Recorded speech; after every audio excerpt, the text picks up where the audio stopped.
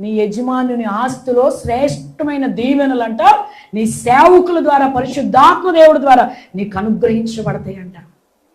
నీ యజమానుని ఆస్తి నీకు వద్దా? వద్దా నీకు? మా ఆయన సంపాదించిన 6 ఉంటే చాలండి. 6 మనం వెళ్ళేలోపే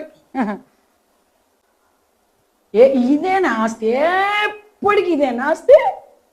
అమ్మ రాసిచ్చింది, నాన్న రాసిచ్చింది, తాతలు రాసిచ్చింది, అమ్మమ్మలు.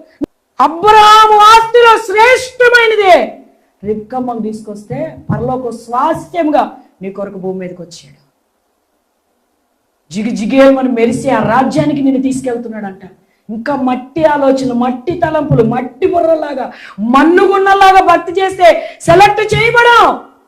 తేరి చూస్తే తీసుకెళ్ళిపోవాలనిపించాలి. నువ్వు సెలెక్ట్ అయిపోయావు అనిపించాలి ఆయనకి. ఇది ఒక రోజుతో సెలక్షన్ కాదు, 2 రోజులు కాదు, రాకడ వరకు నేను సెలెక్ట్ చేస్తాను.